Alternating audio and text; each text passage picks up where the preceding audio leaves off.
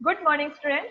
तो कल हमने स्टार्ट किया था संकुल का संगठन तथा समग्र स्थायित्व स्थिरांक बीटा एन का प्रायोगिक निर्धारण। उसके लिए अपन ने उनका प्रायोगिक निर्धारण करने के लिए दो विधियों का यूज किया जाता है। पहली थी जॉब विधि,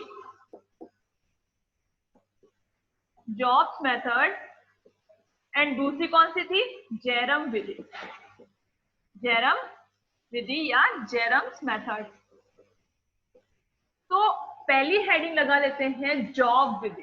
ठीक है, पहली हेडिंग लगा लेते हैं जॉब विधि। देखो जॉब विधि क्या होती है? यह स्पेक्ट्रोफोटोमीट्रिक विधि है। ये क्या है? स्पेक्ट्रोफोटोमीट्रिक विधि है। इस विधि द्वारा संकुल में लिगेंडों की संख्या ज्ञात की जाती है।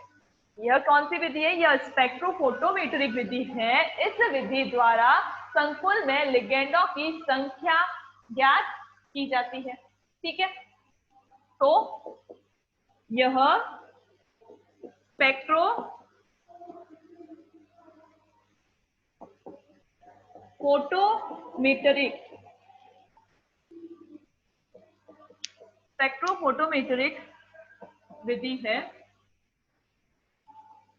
इस विधि द्वारा क्या किया जाता है?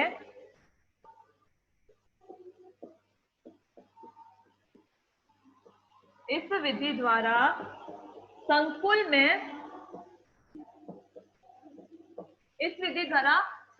में लिगेंडों की संख्या ज्ञात की जाती है। इस विधि द्वारा संकुल में लिगेंडों की संख्या ज्ञात की जाती है। जैसे एक संकुल है, MLN। जैसे एक कोई संकुल है MLN। अब ये जो n है ये क्या है? लिगेंडों की संख्या है। तो अपन को यहाँ पे इस विधि द्वारा हम n का मान ज्ञात करेंगे। इस विधि द्वारा क्या करेंगे? ये जो n है, n क्या है? यहाँ पे लिगेंडों की संख्या को दर्शाता है। n क्या दर्शाता है? लिगेंडों की संख्या को दर्शाता है। तो हम जॉब विधि द्वारा क्या करेंगे? n का मान ज्ञात करेंगे। ठीक है, n का मान ज्ञात करेंगे। अब विधि क्या है तो वो हम स्टार्ट करते हैं। ठीक है, विधि क्या है? जॉब विधि है क्या?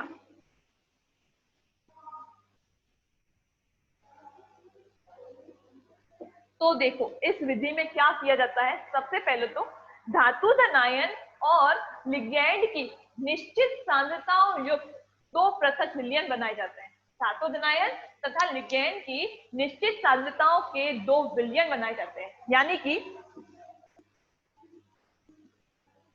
कि धातु धनायन की निश्चित सांद्रता का एक विलयन बनाया जाता है और लिगैंड की निश्चित सांद्रता का एक विलयन बनाया जाता है। यानी कि दोनों के, धातु धनायन और लिगैंड दोनों के क्या किए जाते हैं? अलग अलग निश्चित सांद्रताओं के क्या किए जाते हैं? विलयन बनाए जाते हैं। ठीक है, धातु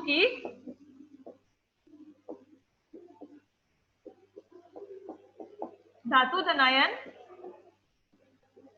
तथा लिगैंड की निश्चित सांद्रताओं के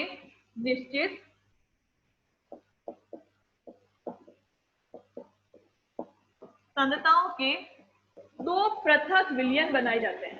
दो पृथक विलयन बनाए जाते हैं।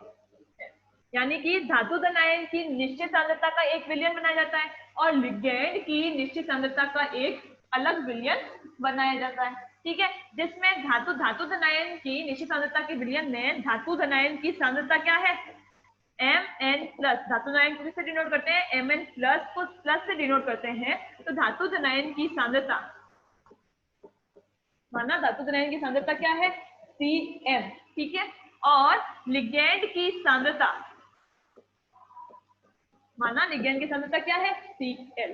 ठीक है, क्या किया अपन ने? धातु धनायन की निश्चित सांद्रता का एक विलयन बनाया और लिगेंड की भी निश्चित सांद्रता का एक अलग विलयन बनाया, जिसमें धातु धनायन के विलयन में धातु धनायन की सांद्रता क्या है, Cm है, और लिगेंड के विलयन में लिगेंड की सांद्रता क्या है, Cl। ठीक है, अब ये था पहला पॉइंट। दूसरे पॉइंट में हम क्या करेंगे, ये जो हमने धातु धनायन और लिगेंड के विलयन बनाए हैं, उनकी भिन्न भिन्न मात्राओं को मिलाकर 10 अनिश्चित सांद्रताओं के 10 विलयन बनाएंगे। ठीक है, क्या करेंगे दूसरे पॉइंट में, धातु धनायन और लिगेंड के विलयनों की भिन्न मात्राओं को मिलाकर निश्चित सांद्रता के 10 विलयन बनाए जाते हैं, जिसमें प्रत्येक विलयन की सांद्रता क्या होती है, निश्चित रहती है, स्थिर रहती है। अब कैसे विलयन बनाएंगे वो देखते हैं हम।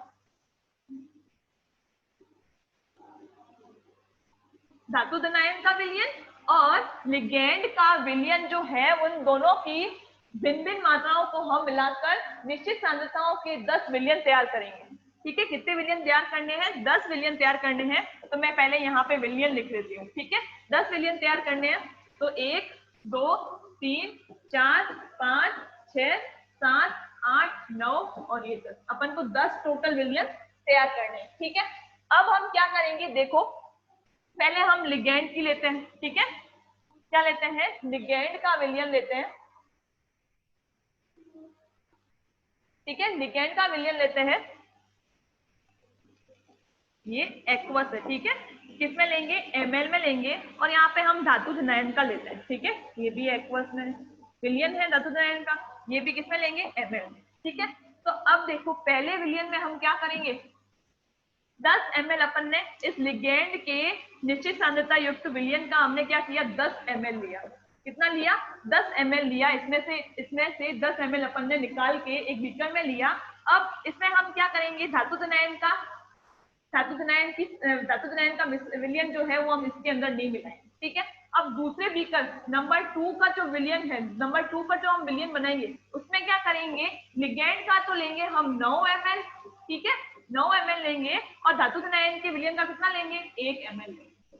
ठीक है, तीसरे में हम क्या करेंगे, लिगेंड के विलयन का हम कितना लेंगे, 8 ml लेंगे, और इसका कितना लेंगे, धातु धनायन का 2 ml। फिर चौथे नंबर 4 विलयन में हम क्या करेंगे, इसका लेंगे 7, लिगेंड का इसका लेंगे 3। पांचवें विलयन में लिगेंड का 6, धातु धनायन का 4। छठे विलयन में लिगेंड का 5, इसका भी 5, धातु धनायन का। फिर इसका 4, सातवें विलयन में इसका 6, इसका 3, इसका 7, इसका 2, इसका 8 और इसका 1, इसका 9। ठीक है, तो इस तरह से हम क्या करेंगे, जो लिगेंड के विलयन में से हमने पहले कितना 10 ml लिया, लिगेंड के विलयन से 10 ml निकाल के हमने एक बीकर नंबर 1 में रखा। ठीक है, उसमें हमने पहले क्या किया, धातु धनायन की सांद्रता को नहीं, धातु धनायन के विलयन को नहीं मिलाया। फिर दूसरे नंबर बीकर में हमने क्या किया, 9 ml लिया विलयन, और 1 ml उसके अंदर धातु धनायन का विलयन ऐड किया। फिर तीसरे नंबर बीकर में हमने क्या किया, इसका लिगेंड का कितना लिया, 8 ml लिया, और धातु धनायन का 2 ml इसके अंदर मिक्स किया। ठीक है, फिर चौथे नंबर में 7 ml लिगेंड का लिया, उसके अंदर 3 ml धातु धनायन का विलयन मिक्स किया। फिर 5 में, तो इस तरह से हमने कितने 10 टोटल 10 विलयन बनाए। ठीक है, तो धातु धनायन और लिगेंड के विलयनों की भिन्न भिन्न मात्राओं को लेकर निश्चित सांद्रताओं के 10 विलयन तैयार करते हैं अपन। ठीक है, तो इस तरीके से अपन ने 10 विलयन तो तैयार कर लिए। अब देखो इनका परिणामी आयतन क्या होगा, इन सभी विलयनों के जो 10 विलयन बनाए हैं, इनका परिणामी आयतन क्या होगा, परिणामी आयतन होगा इनका क्या होगा, सबका 10 ml होगा।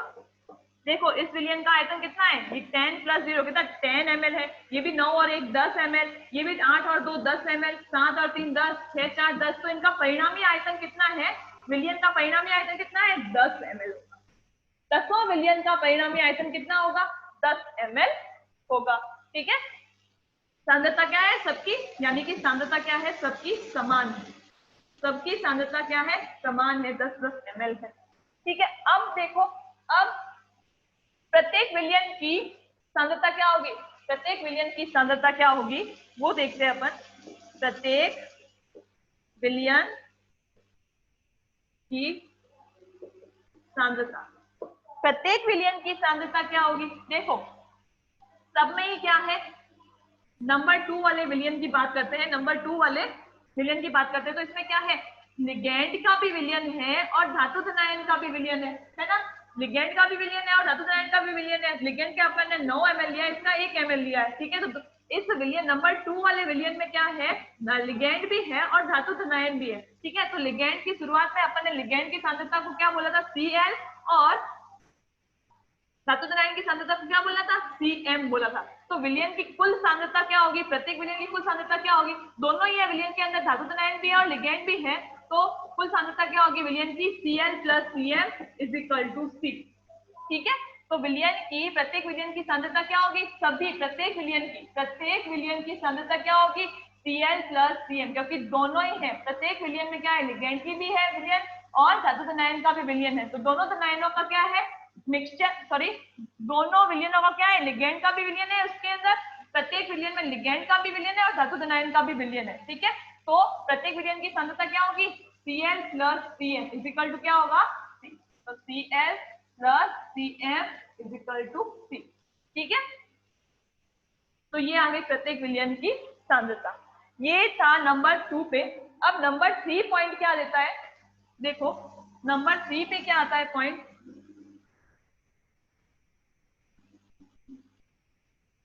इसको लगा लेते हैं इक्वेशन नंबर 1।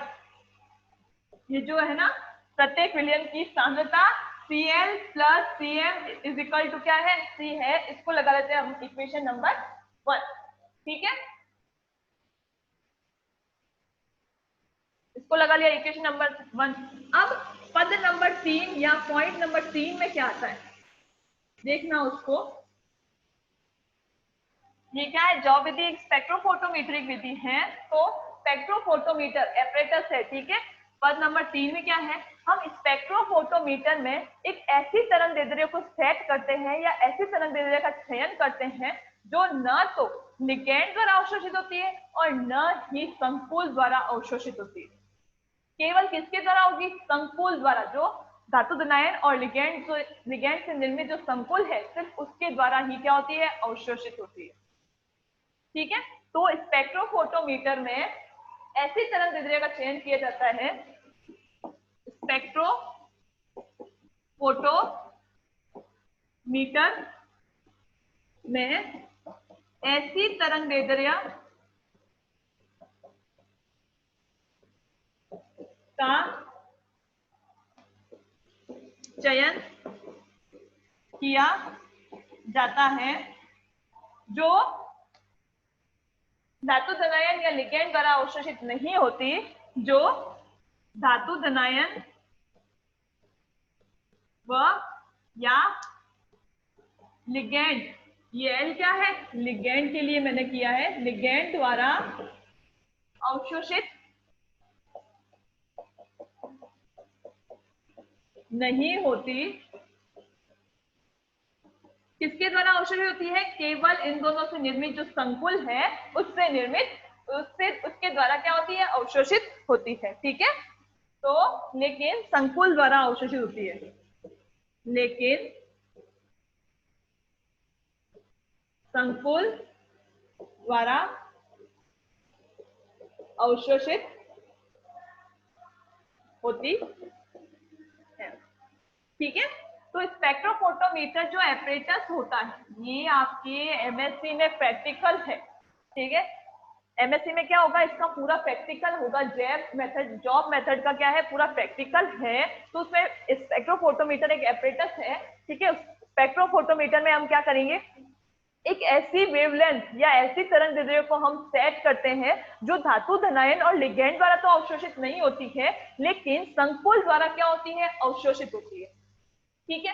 फिर हम क्या करेंगे, स्पेक्ट्रोफोटोमीटर में एक कांच की ट्यूब होती है, कांच की नली होती है, उसके अंदर क्या करेंगे हम, हमने ना 10 विलियन बनाए ना, 1 10 2 3 4 5 जितने 10 विलियन अपने तैयार किए हैं धातु धनायन और लिगेंड की अलग अलग सांद्रताओं को मिक्स करके, हमने कितने विलियन तैयार किए हैं, 10 विलियन तैयार किए हैं। हम एक एक करके क्या करेंगे, उन विलियनों को इस कांच की ट्यूब में लेंगे, जैसे विलियन नंबर 1 को इस कांच की ट्यूब में भरा, फिर हम इस कांच की ट्यूब को ना किसमें, स्पेक्ट्रोफोटोमीटर के अंदर एक खांचा होता है जिसके अंदर हम इसको ट्यूब को रखेंगे और स्पेक्ट्रोफोटोमीटर में हमने क्या अवशोषणांक की रीडिंग दिखाई देगी।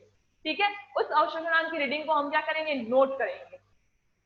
ठीक है, तो जितने भी अपन ने क्या बनाए हैं, 10 विलियन बनाए हैं। ठीक है, उस 10 विलियनों को हम क्या करेंगे, एक एक करके इस कांच की ट्यूब में भरेंगे, फिर इस कांच की ट्यूब को स्पेक्ट्रोफोटोमीटर के अंदर रखेंगे और अपन क्या करेंगे, अवशोषणांक को स्पेक्ट्रोफोटोमीटर में अवशोषणांक की एक रीडिंग आएगी, उसको हम क्या करेंगे, नोट करेंगे। ठीक है, तो उपयुक्त 10 विलियनों को एक एक करके स्पेक्ट्रोफोटोमीटर में रखकर अवशोषणांक ज्ञात किया जाता है।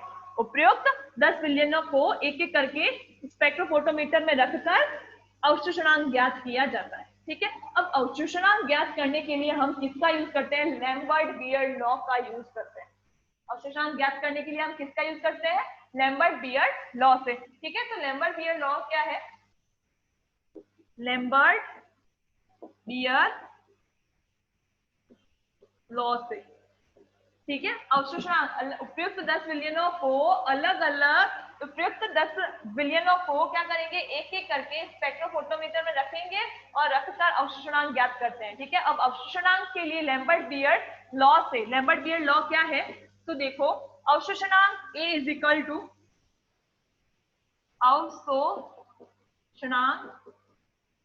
अवशोषणांक A is equal to epsilon into C dash into L, epsilon into C dash into L।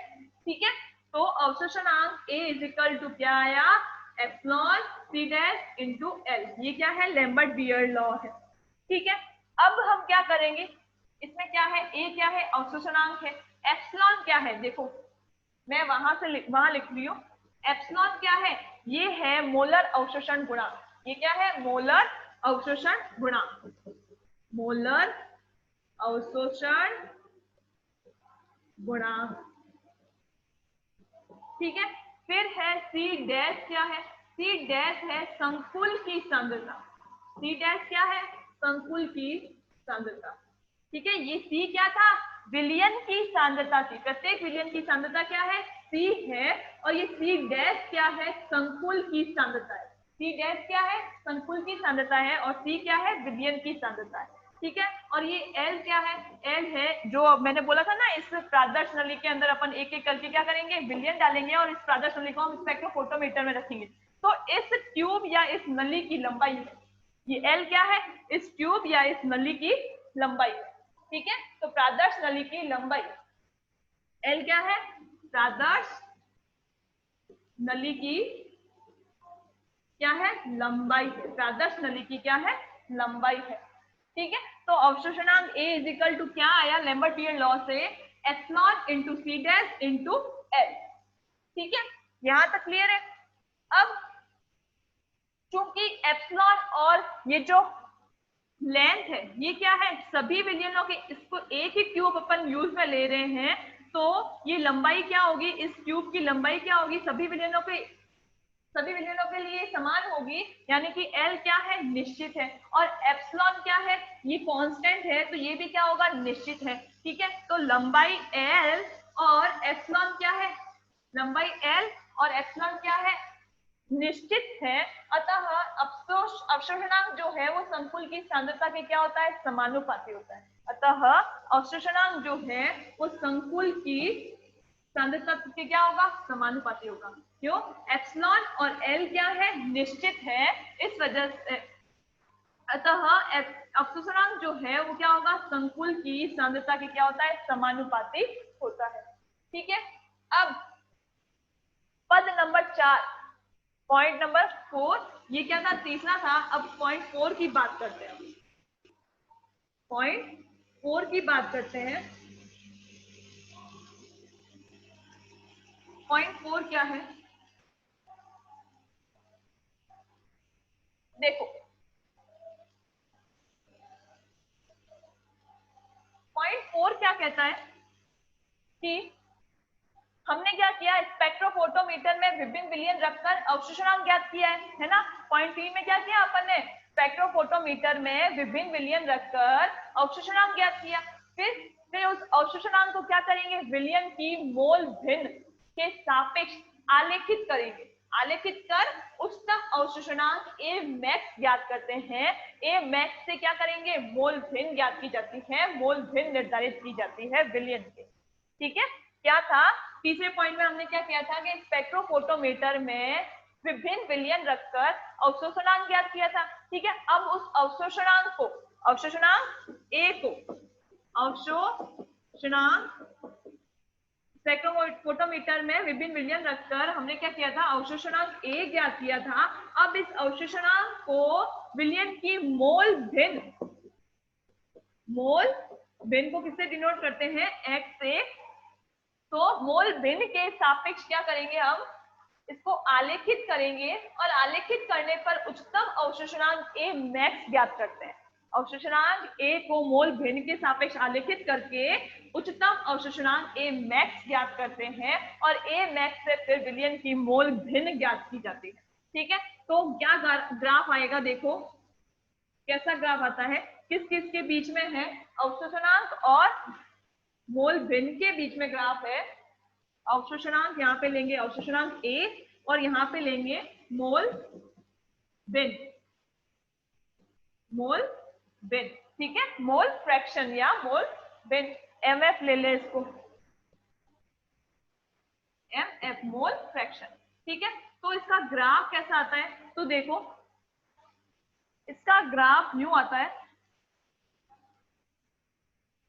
ये क्या है, इसका ग्राफ आता है। अब इस ग्राफ से हम क्या करेंगे,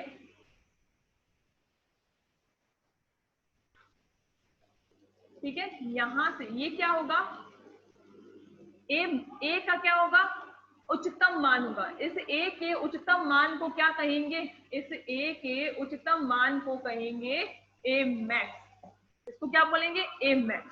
ठीक है, अब ये इस ए मैक्स के क्या करेंगे, हम मोल भिन्न निकालेंगे। ठीक है, ये लाइन जो है वो जहां मिलेगी, वो मोल भिन्न के जहां मिलेगी उससे क्या आएगा, मोल भिन्न का वैल्यू आ जाएगी, उससे क्या आ जाएगी, मोल भिन्न की वैल्यू आ जाएगी। ठीक है, तो अवशोषणांक और मोल भिन्न को आलेखित करने पर उच्चतम अवशोषणांक ए मैक्स ज्ञात किया जाता है। ये क्या है, उच्चतम अवशोषणांक ए मैक्स है। फिर ए मैक्स से क्या किया अपन ने, ये जो इस बिंदु से ये मोल भिन्न के जिस पॉइंट पर मिलती है, वो जिस पॉइंट पर मिलती है वो क्या कहलाएगी, इसकी मोल भिन्न होगी। ठीक है, तो मोल भिन्न की, ए मैक्स से मोल भिन्न की वैल्यू फाइंड आउट हो जाएगी। ठीक है, तो ये था आपने चौथा पॉइंट। अब पांचवा पॉइंट क्या कहता है,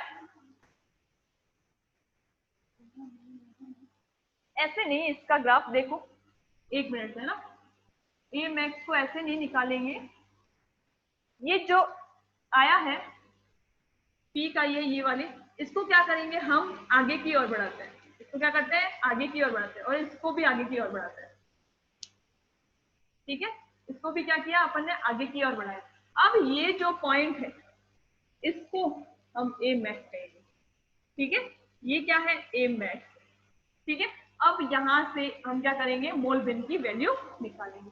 इसको क्या किया, इस पीक को हमने, इस लाइन को हमने आगे की ओर बढ़ाया, इसको भी हमने आगे की ओर बढ़ाया। ये दोनों जहां मिलते हैं वो क्या आएगा, ए मैक्स आएगा।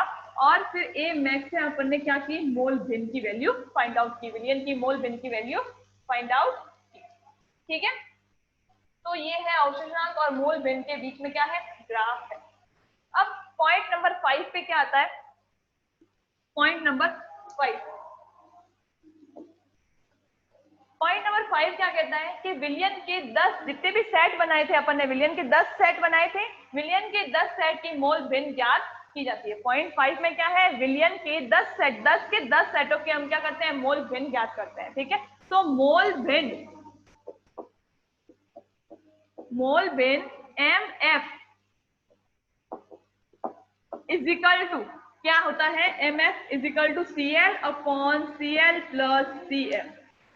CL मोल भिन्न, मोल fraction, M F is equal to क्या होता है, CL upon CL plus CF।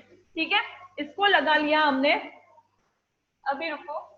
और CL प्लस CM क्या होता है, C के बराबर होता है। समीकरण 1 से CL प्लस CM किसके बराबर है, C के बराबर है। तो M F is equal to क्या आया अपने पास, CL प्लस CM किसके बराबर है, C के बराबर है। तो इसको लगा लिया हमने इक्वेशन नंबर 2। इसको क्या लगा लिया, इक्वेशन नंबर 2।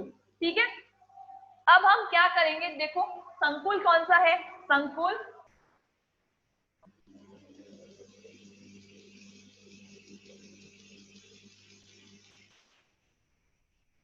संकुल क्या है, Mn प्लस प्लस Nl सामने में क्या बनाता है, संकुल बनाता है MlL। ठीक है, अब धातु धनायन की सांद्रता क्या है, Cm है, क्या है Cm। ठीक है, और लिगेंड की सांद्रता क्या है, Cl। ठीक है, अब देखो चूंकि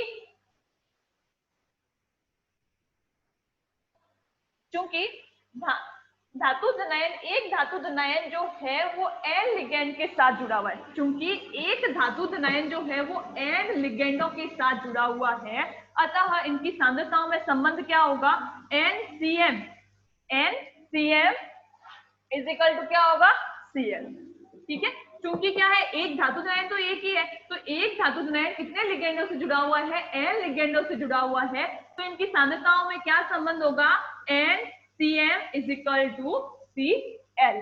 ठीक है, या N इज इक्वल टू क्या आया, Cl अपॉन Cm। इसको लगा लिया इक्वेशन नंबर 3, ये 1 ये 2, इसको लगा लिया इक्वेशन नंबर 3। ठीक है, अब हम क्या करेंगे, इक्वेशन 1 में क्या, ये जो इक्वेशन 1 है हम इसमें क्या करेंगे, C का भाग देने पर, इक्वेशन 1 में किसका भाग देंगे, C का भाग देने पर। इक्वेशन ये जो 1 है इसके अंदर हम C का भाग देंगे तो देखो क्या आता है, Cl upon C plus Cm upon C is equal to क्या है, C अपॉन C। ठीक है, तो ये क्या आया, Cl upon C plus Cm upon C is equal to क्या आया, 1। ठीक है, अब Cl अपॉन C अपने पास क्या आया था, इक्वेशन नंबर 2 से, इक्वेशन नंबर 2 से mf इज इक्वल टू क्या था, इक्वेशन नंबर 2 क्या थी, mf is equal to Cl upon C था। ठीक है, mf इज इक्वल टू क्या था, Cl अपॉन C था। ठीक है, Cl अपॉन क्या था, C था। ठीक है, तो ये Cl अपॉन C किसके बराबर है, mf के बराबर है, तो mf plus Cm upon C is equal to क्या आया, C अपॉन C 1। ठीक है, तो ये था क्या था, Cl upon C, equation number क्या थी, इक्वेशन नंबर 2 थी, mf is equal to Cl upon C। तो अपन ने Cl अपॉन C की जगह क्या रख दिया, mf रख दिया, और Cm plus Cm upon C is equal to क्या आया, C अपॉन C 1 आया। ठीक है, या Cm upon C is equal to क्या आएगा, mf को उधर लिखेंगे तो क्या आया, 1 माइनस mf, क्या आया, 1 माइनस mf। ठीक है, इसको लगा लिया हमने इक्वेशन नंबर 4, इसको लगा लिया इक्वेशन नंबर 4। ठीक है, अब हम क्या करेंगे, देखो ये जो इक्वेशन नंबर 2 थी, इक्वेशन नंबर 2 में इक्वेशन नंबर 4 का भाग देने पर, ठीक है, इक्वेशन नंबर 2 क्या थी, पहले मैंने अभी बताई, mf is equal to Cl upon C। ठीक है, ये थी इक्वेशन नंबर 2। ठीक है, इक्वेशन नंबर 2 में हम क्या करेंगे, इक्वेशन नंबर 4 का भाग देंगे। ठीक है, इक्वेशन नंबर 2 में इक्वेशन नंबर 4 का क्या देंगे, भाग देंगे, तो देखो क्या आता है, Cl अपॉन C, या फिर इसको ऐसे लिखते हैं, Cl अपॉन C, अपॉन में क्या है, 2 में 4 का भाग देना है, Cm अपॉन C। ठीक है, is equal to mf upon क्या है, 1 माइनस mf। ठीक है, 2 में क्या किया, 4 का भाग दे दिया, तो 2 में भाग देने पर क्या आता है, Cl upon C upon Cm upon C is equal to mf upon 1 minus mf। ये C से C कट गया, अपन के पास क्या बचा, Cl upon Cm, Cl upon Cm is equal to क्या बचा, mf अपॉन 1 माइनस mf। ठीक है, ये मैं ऊपर लिख रही हूँ वापस से, ये C से C कट गया, पीछे क्या बचा, Cl upon Cm is equal to mf upon 1 minus mf। ठीक है, अब Cl अपॉन Cm इक्वेशन 3 से, इक्वेशन नंबर 3 से Cl अपॉन Cm किसके बराबर है, n के बराबर है, तो अपने पास क्या आया, अपने पास क्या आएगा, देखो Cl अपॉन Cm n के बराबर है, तो n इज इक्वल टू क्या आया, n इज इक्वल टू आया mf अपॉन 1 माइनस mf। ठीक है, n इज इक्वल टू क्या आया, mf upon 1 minus mf। n क्या है, लिगेंडों की संख्या है। तो अब हम क्या करेंगे, इसको लगा लिया इक्वेशन नंबर 5। ठीक है, इसको लगा लिया इक्वेशन नंबर 5। ठीक है, तो अब देखो स्पेक्ट्रोफोटोमीटर के मानों से प्राप्त ग्राफ से ए मैक्स पर एमएफ ज्ञात करके हम एमएफ की वैल्यू जो है वो इसमें रख देंगे। ए मैक्स से हम क्या करेंगे, मोल भिन्न की वैल्यू फाइंड आउट करेंगे, मोल भिन्न को ज्ञात करेंगे, और उस मोल भिन्न ज्ञात होने पर उसकी वैल्यू क्या करेंगे, हम इस समीकरण 5 में रख देने पर क्या आ जाएगी, अपन के पास लिगेंडों की संख्या आ जाएगी। ठीक है, लिगेंडों की संख्या ज्ञात की जाती है। अब देखो संकुल लिगेंडों की क्या है, स्पेक्ट्रोफोटोमीटर में या स्पेक्ट्रोफोटोमीटर के मानों से प्राप्त ग्राफ से ए मैक्स पर हम क्या करेंगे, मोल भिन्न ज्ञात करके फिर उसका मान इस समीकरण 5 में रख देंगे, और समीकरण 5 में रखने पर मोल भिन्न का अपने पास क्या आ जाएगी, वैल्यू ऑफ लिगेंड आ जाएगी, नंबर ऑफ लिगेंड आ जाएंगे, लिगेंडों की संख्या n आ जाएगी। ठीक है, फिर अब अतः देखो संकुल क्या है। अब हम क्या करेंगे, समग्र स्थायित्व स्थिरांक बीटा n ज्ञात करेंगे, समग्र स्थायित्व स्थिरांक बीटा n ज्ञात करेंगे। तो देखो संकुल क्या था, संकुल निर्माण प्रक्रिया क्या थी, m n plus plus nl शामिल था। ठीक है, क्या बनाया था, ml l। ठीक है, तो समग्र स्थायित्व स्थिरांक बीटा n कैसे निकालते हैं, उत्पाद की सखीता गुणनफल ml n upon mn plus की सांद्रता और n की सांद्रता की पावर। ठीक है, तो बीटा n कैसे निकालेंगे, इस संकुल निर्माण अभिक्रिया के लिए beta n is equal to क्या होता है, उत्पाद के सखीता गुणनफल बट्टा क्या होगा, क्रिया कारक के सखीता गुणनफल। ठीक है, अब मोल भिन्न से, मोल भिन्न जो अपन ने ज्ञात किए ना इससे, तो मोल भिन्न से हम संकुल की सांद्रता, धातु धनायन की सांद्रता और लिगेंड की सांद्रता ज्ञात करके मोल भिन्न से क्या करेंगे, मोल भिन्न से संकुल की सांद्रता, धातु धनायन की सांद्रता और लिगेंड की सांद्रता ज्ञात करके फिर उन तीनों के जो मान होंगे हम इस बीटा एन के फॉर्मूले में रख देंगे, और अपन के पास क्या आ जाएगा, बीटा एन आ जाएगा। ठीक है, मोल भिन्न से हम किस किस की वैल्यू निकालेंगे, मोल भिन्न से संकुल की सांद्रता, धातु धनायन की सांद्रता और लिगेंड की सांद्रता ज्ञात कर हम बीटा एन ज्ञात कर सकते हैं। तो इस तरह से जॉब विधि द्वारा हम क्या करेंगे, समग्र स्थायित्व स्थिरांक ज्ञात करते हैं, समग्र स्थायित्व स्थिरांक बीटा एन का मान ज्ञात करते हैं। ठीक है, तो ये थी जॉब विधि, ये क्या थी, जॉब विधि थी। नेक्स्ट अपन की जैरम विधि है वो हम क्या करेंगे, नेक्स्ट क्लास में पढ़ेंगे।